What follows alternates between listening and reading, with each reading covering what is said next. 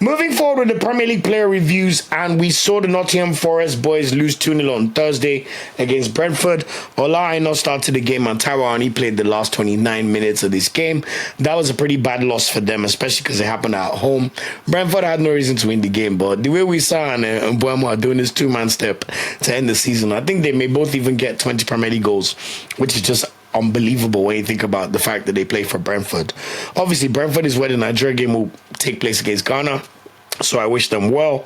Also, earlier today, we saw Awoni on the bench and Ola Aina played 90 minutes as Nottingham Forest drew 1-1 against Crystal Palace.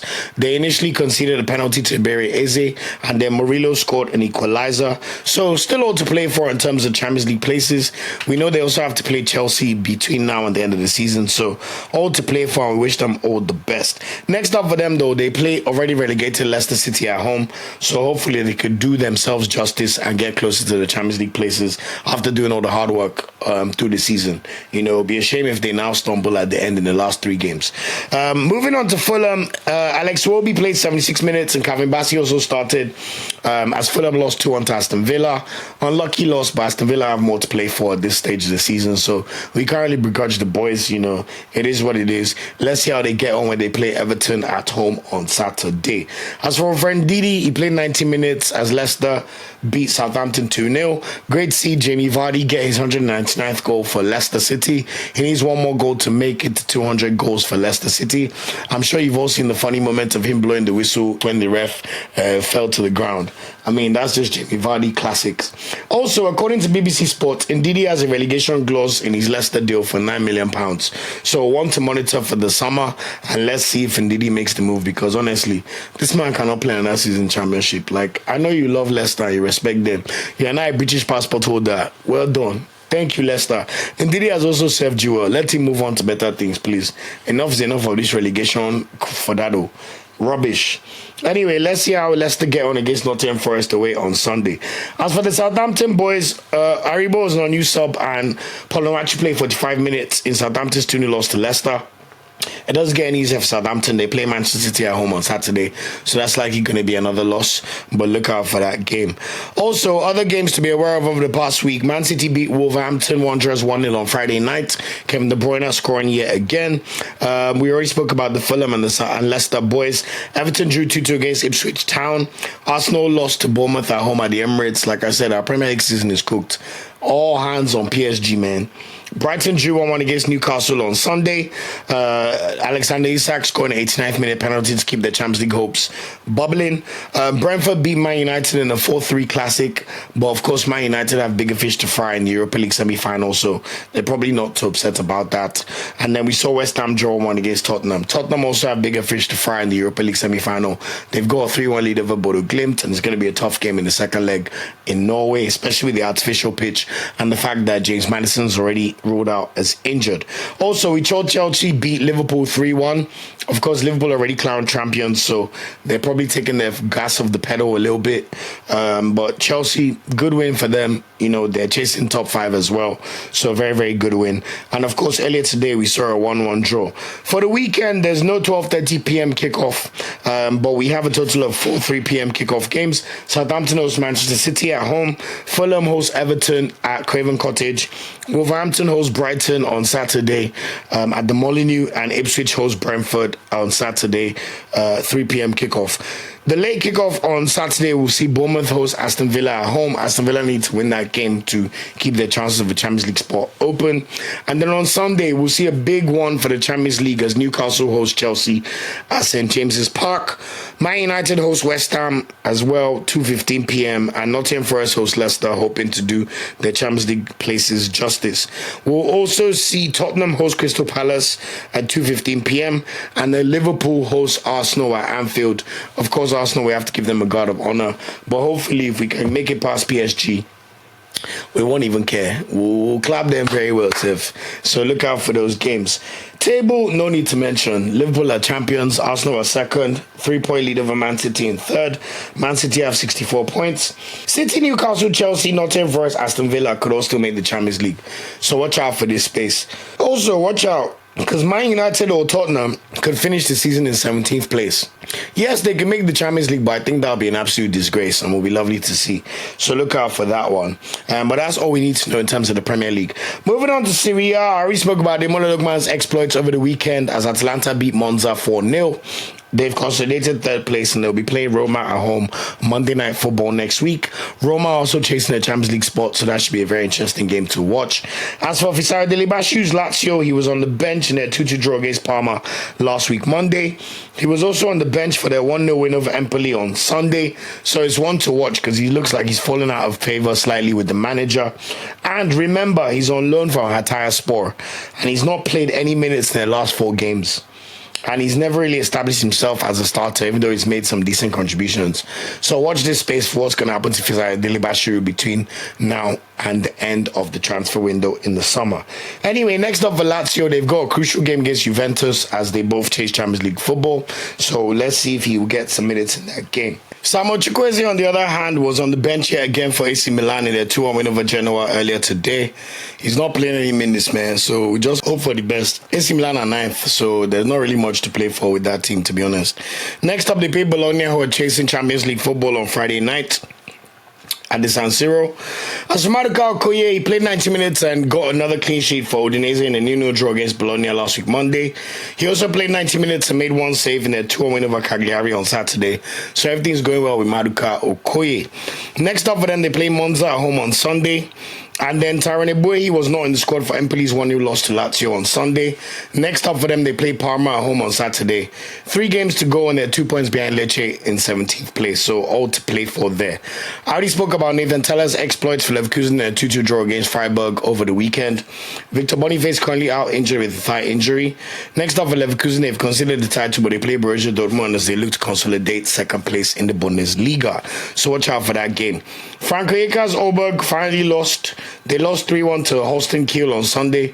I think this is a classic case of a mid-table team just they're on holiday in their mind.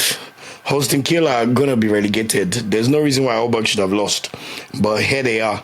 And next up for Oberg, they play Stuttgart away. Franco Eka has put together quite a good season, so let's see what happens to him in the summer because he has to go back to Brentford. He's been on loan at Oberg, so watch this space to see what happens with him. Gift Urban was also on the bench for Hoffenheim while Akpoguma was late substitute in their 4-4 draw against Mönchengladbach on Saturday. Next up for them, they play Wolfsburg away as they look to stave off relegation. It's a bit tight for them, but I think they should just about be okay. In La Liga, Constance Uche served the second game of his 3-match ban. Getafe lost 1-0 to Rayo Vallecano on Friday, so they need Crisantos back ASAP. He should be back after their game against Valencia when they play Athletic Bilbao next week Thursday, so watch this space. As for Omar Sadiq, he came off the bench in the 73rd minute as Valencia beat Las Palmas 3-2 on Saturday. Big result for Valencia. They're 12th and 2 points below Rayo Vallecano in 8th place. If they finish 8th, they could be playing Conference League next season, so watch out for that one. Omar Sadiq is of course on loan from Real Sociedad, so we shall see what happens to him next season. Another one to watch for the summer. Let's see how he gets on when they play Getafe at home on Saturday. Chidera Juke for Sevilla came on for minimum minutes. He played 6 minutes in their 2-2 draw against Leganés on Sunday. Let's see what happens when he plays Celta Vigo away on Saturday. In Ligue 1, it looks like all the games this weekend will be played at 8 p.m. on Saturday. It's not yet the final game of the season, so that's an interesting one. Moses Simon, Nantes lost again. Nothing to talk about there. They lost 1-0 to Angers, which is shocking, and they're just one spot above the relegation zone. So all to play for them when they play Auxerre away on Saturday. Hafiz Ibrahim played 26 minutes for Reims in their 1-0 loss to Nice on Friday, but they're comfortably mid-table, so not really much to play for in that team. They play Saint Etienne at home on Saturday. Lenny Kenna was on the bench for Monaco as we expected. Next up, let's see if he plays against Lyon at home on Saturday. Chuba Akpom played 45 minutes in Leo's 1-1 draw against Marseille on Sunday. They're still in contention for a Champions League place, so let's see if they could get the win when they play Brest away on Saturday. Gabriel Oshie was on the bench for Auxerre in a 2-1 loss against Le Havre on Sunday. Let's see if he gets some minutes when they play Nantes on Saturday.